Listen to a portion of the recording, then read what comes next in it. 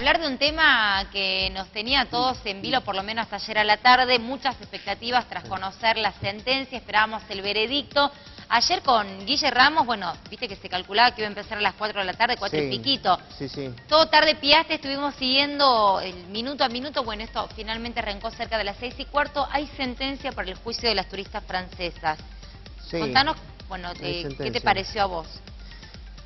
Lo primero que tengo que decir es que la gran mayoría de los imputados, nosotros más o menos teníamos en claro cuál iba a ser la sentencia.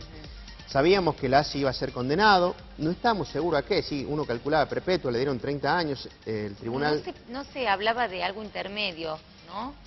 No, intermedio imposible. Es decir, la condena fue por lo que nosotros pensamos, el doble crimen, el abuso sexual y también el robo. Eso me parece que no termina siendo una sorpresa. La absolución de Vilte también no es sorpresa. Nosotros más o menos ya lo veníamos charlando a esto, teníamos una relativa certeza de que esto podía suceder. O sea, que lo que uno pensaba, viste, no siempre fue así en el juicio. Entonces uno tenía la idea, la verdad que no sabíamos que efectivamente se iba a dar como se dio. Más allá de que era una de las posibilidades, era lo que quizás se esperaba. Era una de las posibilidades, pero había que ser muy cauto en esto. A ver, que los elementos existían. Contra Vilte, la verdad, no existían pruebas. Claro. No existían pruebas, no es casi ninguna prueba. A pesar de que 2 de los 3 jueces del tribunal deciden absolverlo por el beneficio de la duda. ¿Sí? En cambio, el doctor Pucheta decide absolverlo lisa y llanamente. ¿Sí? Claro. Sin el beneficio de la duda, y se considera que no hay ninguna prueba. Claro, la decisión unánime fue para la sentencia de Lassi. Ahí hubo unanimidad también para la sentencia de Pajarito Ramos y de Sandoval, los dos por encubrimiento, le dieron 2 años a cada uno, van a quedar libres porque lógicamente es excarcelable, digo, hasta 3 años es excarcelable. Sí. Y después me parece que el punto central fue el tema de Santo Clemente Vera. ¿Sí? Santo Clemente Vera o era condena y se repetían los 30 años que le dieron a Lassi, o salía absuelto junto con Vilte. Y finalmente terminó sucediendo lo segundo. El tribunal me parece que... ¿Fue justo, Martín? ¿Se puede decir esto? ¿Una sentencia justa? Yo te puedo dar la impresión que tengo yo del caso después de haberlo seguido. Es decir, me parece que Vera no tiene nada que ver con este crimen.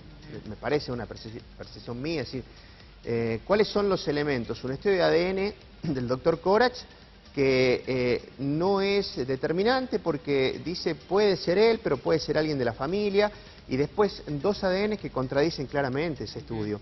Y después la versión de Lassi, decir él estuvo ahí, fue uno de los responsables del crimen. O sea, el único que los incrimina en definitiva a Vera y a Vilte es Lassi, ¿no? El tema es que es lo que no se pudo comprobar.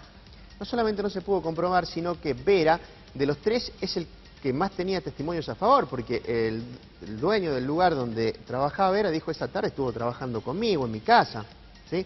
Entonces no había, es decir, alguien lo situaba en ese día, a esa hora, en otro lugar. Claro. ¿Sí? Y después hay un montón de otras herramientas que hacen pensar que no había posibilidades de que Vera haya estado en el lugar, en la escena del crimen. Si es que nosotros tenemos que esperar y ser cautos también, porque el lunes se van a conocer los fundamentos. Cuando tengamos los fundamentos vamos a saber bien por qué el tribunal tomó las decisiones que tomó.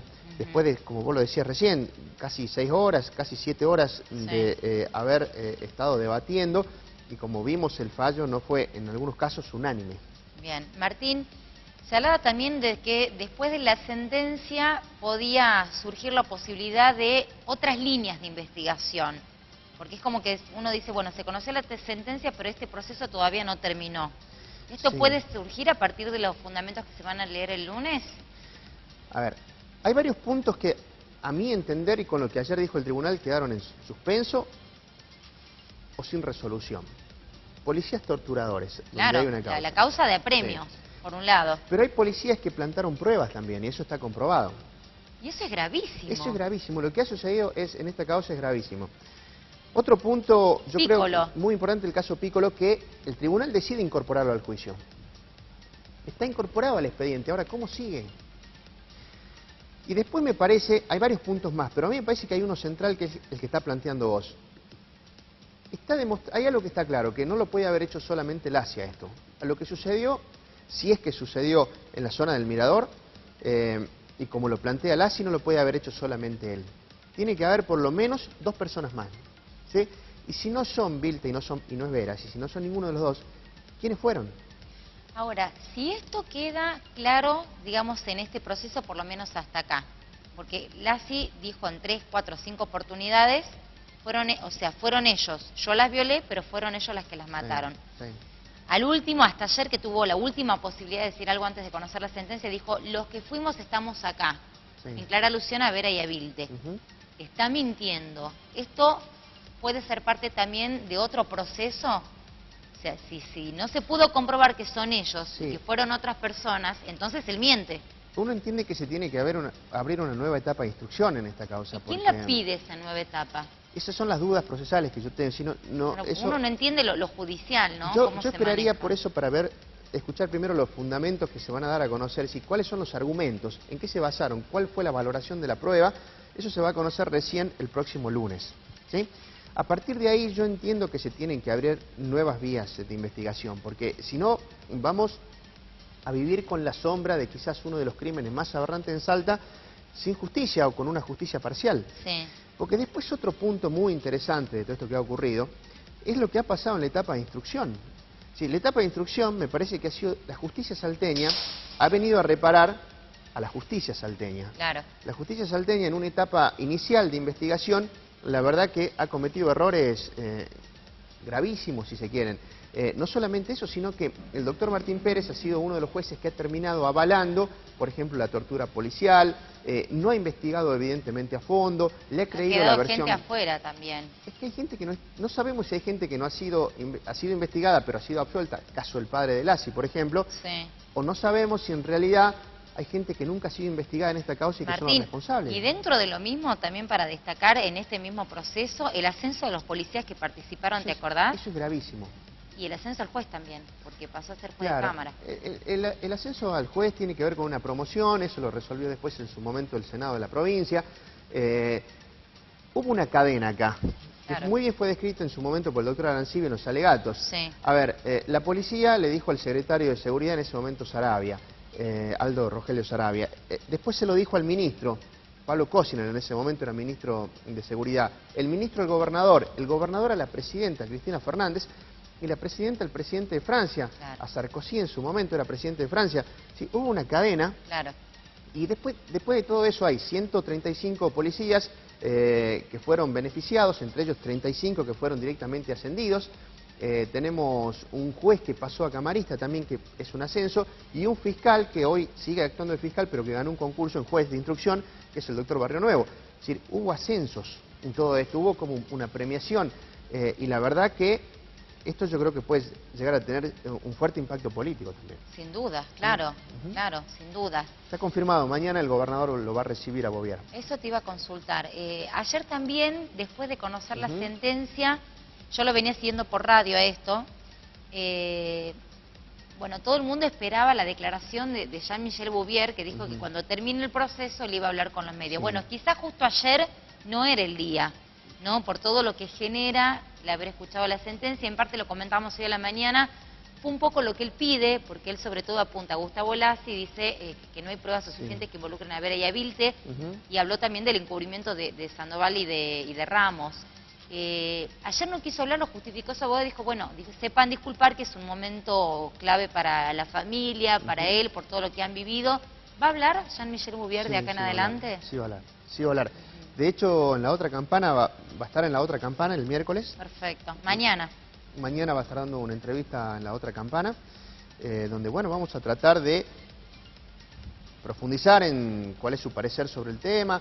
Él dice que él va a continuar con esta lucha. Lo que pasa es que él es una persona muy racional, ¿sí? Es una persona que ha intelectualizado casi todo este proceso, lo que es muy difícil. Es decir, llegar a un lugar y no pedir venganza, no pedir revancha y estar todo el tiempo pensando en la justicia, es muy difícil de lo racional, ¿sí?